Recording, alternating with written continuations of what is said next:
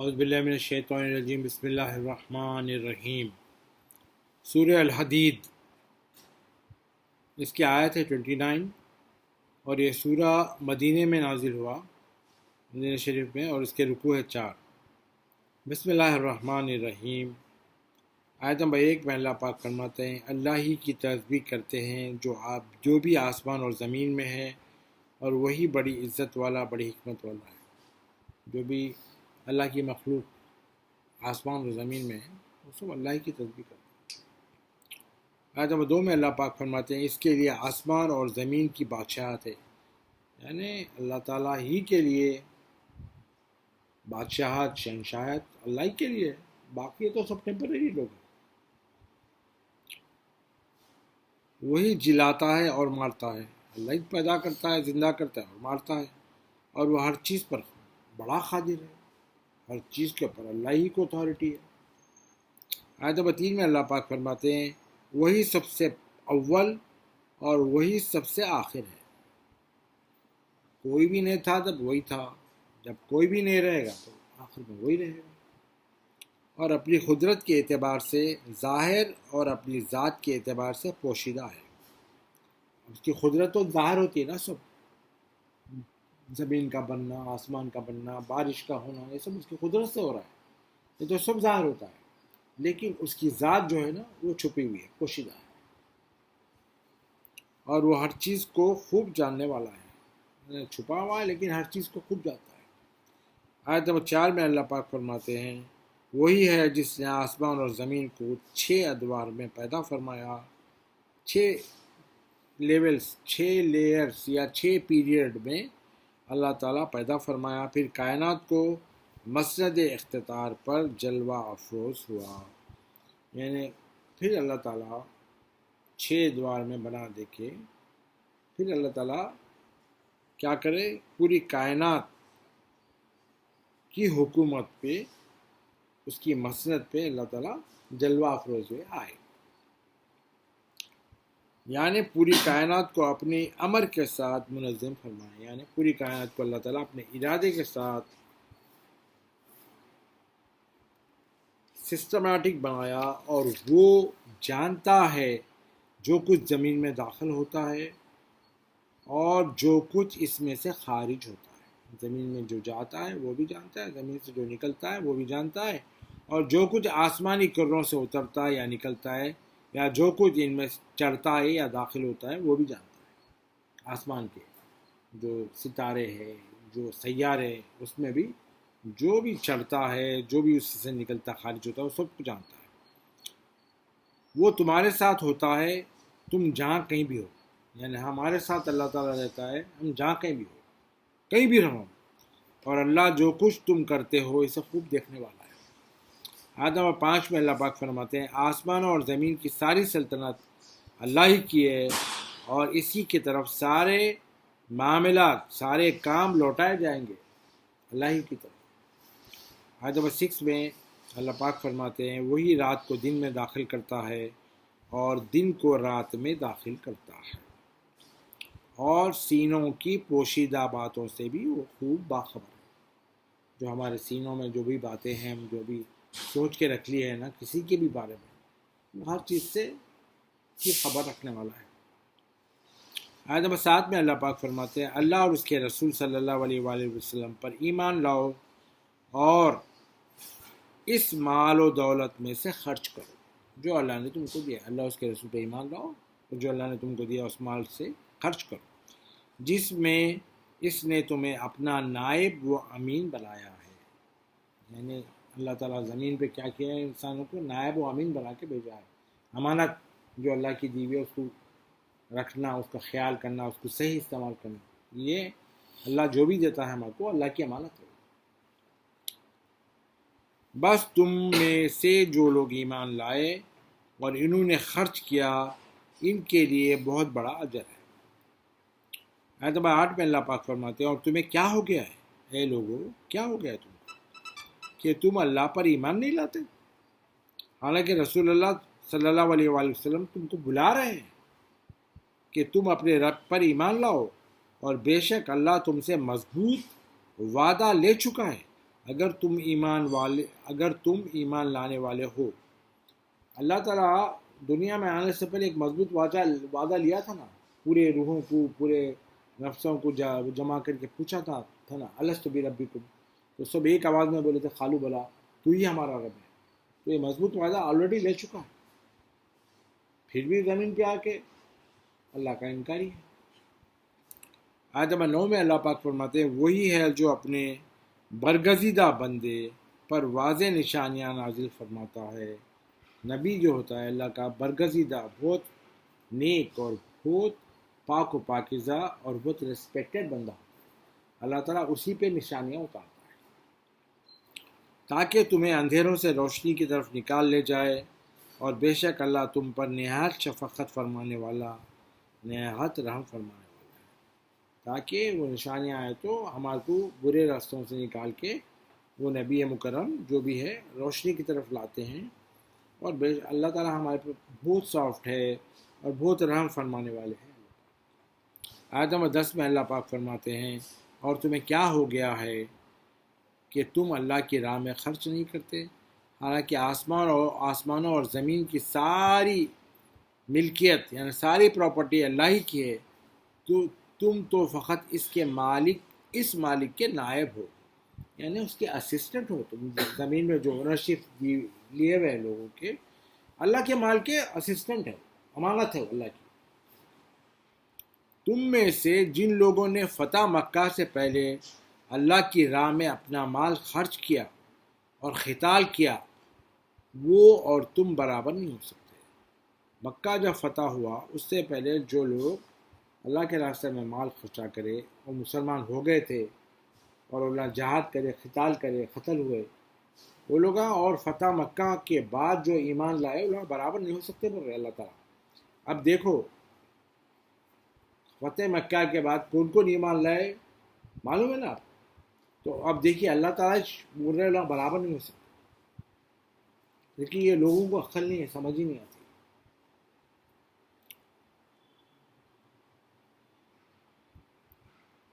وہ ان لوگوں سے درجے میں بہت بلند ہے، یعنی پہلے جو ایمان لائے تھے ان کا لیول بہت ہائی ہے، درجے میں بہت بلند ہے. جنہوں نے بعد میں مال خرچ کیا، پھر اللہ تعالیٰ فرمائے اور جنہوں نے بعد میں مال خرچ کیا اور قتال کیا بعد میں، مگر اللہ نے حسن آخرت یعنی جنت کا وعدہ سب سے فرما دیا ہے. جو بعد میں بھی مال خرچ کرے اور بعد میں اپنے آپ کو جہاد میں لوگوں کو مارے مرے، ان سب کے لیے اللہ تعالیٰ نے جنت کا وعدہ فرمایا. اور اللہ جو کچھ تم کرتے ہو ان سے خوب آگاہ ہے. آیت نمبر 11 میں اللہ پاک فرماتے ہیں کون شخص ہے جو اللہ کو قرض حسنہ کے طور پر قرض دے تو وہ اس کے لیے اس قرض کو کئی گنا بڑھاتا رہے اور اس کے لیے بڑی عظمت والا اجر ہے. یعنی اللہ تعالیٰ کو قرضہ دینا ایسا ہے، کوئی ضرورت مند کو پیسے دے رہے تو وہ اللہ تعالیٰ کو قرض حسنہ دینے کے برابر ہے. تو اللہ تعالیٰ کی راہ میں جب کوئی کسی کے اوپر پیسہ خرچ کرتا ہے وہ قرض حسنہ ہے. تو اللہ تعالیٰ جب بھی کوئی خرچہ کرتا ہے تو اللہ تعالیٰ اس کو بڑھاتا ہے، کئی گنا بڑھا دیتا ہے، بڑھا کے آپ کو واپس دیتا ہے، اور اس کے لیے واپس بھی دیتا ہے، اس کے لیے اجر بھی یعنی اس کا یعنی ریوارڈ بھی بڑا ہے، عظمت والا ہے. آیت نمبر 12 میں اللہ پاک فرماتے ہیں اے حبیب مکرم صلی اللہ علیہ وآلہ وسلم، جس دن آپ اپنی امت کے مومن مردوں اور مومن عورتوں کو دیکھیں گے کہ ان کا نور ان کے آگے آگے اور ان کے دائیں جانب تیز چل رہا ہوگا. قیامت کے دن مومن عورتوں مومن مردوں کے آگے آگے بھی نور اور رائٹ سائڈ سے بھی نور چل رہا ہوگا. اور ان سے کہا جائے گا تمہیں بشارت ہو، آج تمہارے لیے جنتیں ہیں. اور ان سے فرشتے آ کے بولیں گے تمہیں خوشخبری ہو کہ تمہارے لیے جنتیں ہیں جن کے نیچے نہریں رواں ہیں، تم ہمیشہ ان میں رہو گے، یہی بہت بڑی کامیابی. آیت نمبر 13 میں اللہ پاک فرماتے ہیں جس دن منافق مرد اور منافق عورتیں ایمان والوں سے کہیں گے ذرا ہم پر بھی نظر التفات کرو، ہم تمہارے نور سے کچھ روشنی حاصل کر لیں۔ یہ منافقہ بولیں گے مومن مردوں اور مومن عورتوں کو کہ ہمارے پہ بھی ذرا محبت کی نظر ڈالو، ہمارے پہ بھی تھوڑی روشنی ڈالو، ہم بھی تھوڑا فائدہ اٹھا لیں گے، اس سے کچھ روشنی حاصل کر لیں۔ تو پھر ان سے کہا جائے گا تم اپنے پیچھے پلٹ جاؤ اور وہاں جا کر نور تلاش کرو جہاں تم نور کا انکار کرتے تھے، یعنی تم جو دنیا میں پیچھے پلٹ جاؤ اور جس جگہ تم نور کا انکار کرتے تھے وہاں جا کے نور تلاش کرو، کہا جائے جہاں تم نور کا انکار کرتے تھے۔ تو اسی وقت ان کے درمیان ایک دیوار کھڑی کر دی جائے گی، مومن مردوں اور مومن عورتوں اور منافق مردوں اور منافق عورتوں کے بیچ میں اللہ میاں ایک دیوار اٹھا دیں گے تاکہ اللہ لوگوں کو تنگ نہ کرے، جس میں ایک دروازہ ہوگا، اس کے اندر کی جانب رحمت ہوگی اور اس کے باہر کی جانب اس طرف سے عذاب ہوگا۔ یعنی جو مومنوں کی طرف دروازہ ہوگا ایک، تو مومنوں کی طرف وہ کھل رہا، وہاں پہ اللہ کی رحمت رہے گی، اور جو منافقوں کی طرف دروازے کا پورشن رہے گا وہاں پہ اللہ کا عذاب ہے۔ آیت نمبر 14 میں اللہ پاک فرماتے ہیں وہ منافق ان مومنوں کو پکار کر کہیں گے کیا ہم دنیا میں تمہارے ساتھ میں نہیں تھے؟ تو مومن کہیں گے کیوں نہیں تھے، لیکن تم نے اپنے آپ کو منافقت کے فتنے میں مبتلا کر دیا تھا۔ ساتھ تو تھے لیکن منافقت کے فتنے میں تھے،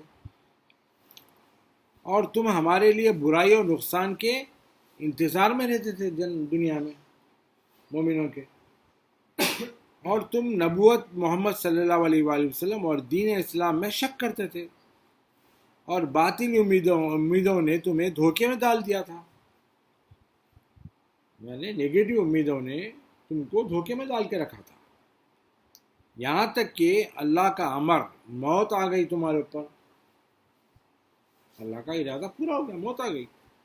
اور تمہیں اللہ کے بارے میں دغاباز شیطان دھوکہ دیتا رہا۔ آیت 15 میں اللہ پاک فرماتے ہیں بس آج کے دن اے منافقو تم سے کوئی معاوضہ قبول نہیں کیا جائے گا، تمہارے پاس اول تو کچھ رہتا نہیں وہاں پہ، پھر بھی سمجھو تمہارے کو بہت سارا مال آ گیا تمہارے پاس، وہ گناہوں جو زمین پہ اللہ کا انکار کرتے رہے، اللہ کی کتاب کو جھٹلاتے رہے، وہ گناہ کے بدلے میں کچھ لے کے کچھ دے کے کچھ نہیں ہو، کوئی بھی تمہارے سے بدلہ نہیں لیا جائے گا، کسی کو بھی ریپلیسمنٹ اس کا نہیں کیا جائے گا،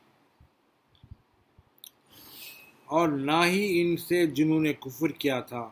منافقوں سے بھی نہیں قبول کریں گے اللہ تعالیٰ، اور جو کافر ہیں ان سے بھی قبول نہیں کریں گے، اور تم سب کا ٹھکانہ دوزخ ہے، اور یہی ٹھکانہ تمہارا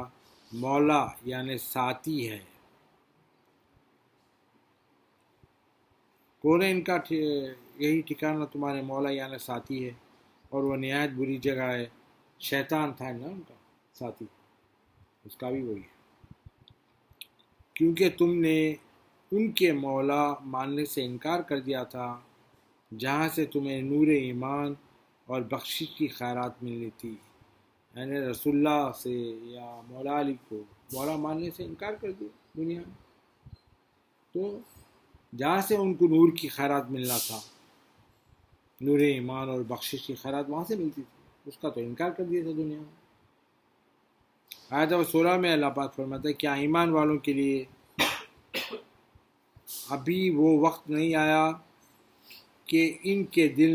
دل اللہ کی یاد کے لیے رقت کے ساتھ جھک جائیں؟ اللہ پاک فرمانے کیا ایمان والے جو ایمان لائے ان کے لیے ابھی وہ وقت نہیں آیا کہ اللہ تعالیٰ کی یاد میں، اللہ تعالیٰ کی یاد کرتے ہوئے روتے ہوئے رقت اور بہت گریف ہوتے ہوئے اللہ کے بعد دربار میں جھک جائے؟ یعنی کب آئے گا وہ وقت مسلمانوں کو جو ایمان لائے؟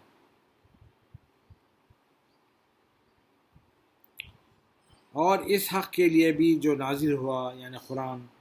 اس کے لیے بھی وہ لوگ گریو نہیں ہوتے۔ کب آئے گا وہ وقت؟ اور ان لوگوں کی طرح نہ ہو جائیں جنہیں اس سے پہلے کتاب دی گئی تھی، پھر ان پر مدت دراز گزر گئی تو ان کے دل سخت ہو گئے اور ان میں بہت سے لوگ نافرمان ہیں۔ یعنی پہلے کے جو لوگ تھے کتاباں لے کے بھول کے بیٹھے تھے، نہ بھی اب جیسا مسلمان بھول کے بیٹھے، جو کتاب کو بھول جاتے ہیں اللہ تعالیٰ ان کے دل سخت کر دیتا ہے، دل نرم نہیں رہتا، سخت رہتا ہے، رونا تو بالکل نہیں آتا اللہ کے بعد۔ تو اولوں کی وجہ سے مت ہو جاؤ بول رہے اللہ تعالیٰ، اور ان یعنی ویسا ہو جانا، ان میں تو بہت سارے نافرمان تھے، ویسے تم لوگ مت ہو جاؤ۔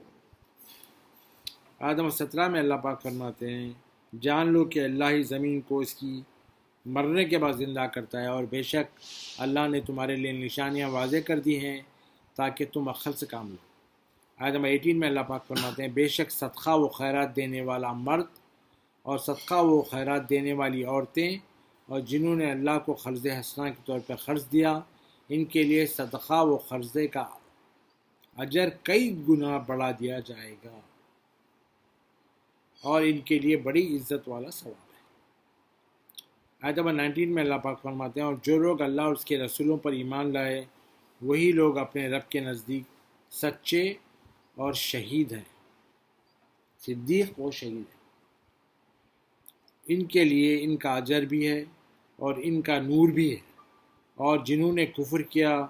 اور اللہ کی آیتوں کو جھٹلا دیا وہی لوگ دوزخی ہیں۔ آیت نمبر 20 میں اللہ پاک فرماتے ہیں جان لو کہ دنیا کی زندگی محض کھیل اور تماشا ہے اور ظاہری آرائش یعنی دکھانے والی بیوٹیفیکیشن ہے دنیا کی زندگی، اور آپس میں فخر اور خود ستائی ہے، یعنی آپس میں فخر کر لینا، یہ ہمارا اچھا ہے، دیکھو میرا کتنا اچھا ہے،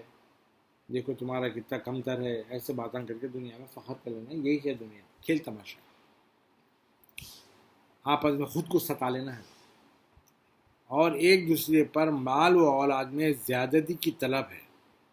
یعنی ایک دوسرے کے مقابلے میں مقابلہ کرتے ہیں، ہماری اولاد، ہمارے پاس مال زیادہ ہے، ہمارے پاس اولاد زیادہ ہے، یہ مقابلے میں پڑے ہوئے ہیں دنیا میں۔ اس کی مثال بارش کی سی ہے جس کی پیداوار کسانوں کو اچھی لگتی ہے، پھر وہ جب سوکھ جاتی، خشک ہو جاتی ہے تو پھر تم اسے پک کر زرد ہوتا دیکھتے ہو، پھر وہ ریزہ ریزہ ہو جاتی ہے، اور آخرت میں نافرمان لوگوں کے لیے سخت عذاب ہے۔ سمجھے؟ اور فرما برداروں کے لیے اللہ کی جانب سے مغفرت اور عظیم خوشنودی ہے، اور دنیا کی زندگی دھوکے کی پونجی کے سوا کچھ نہیں، دنیا دھوکے کا مال ہے۔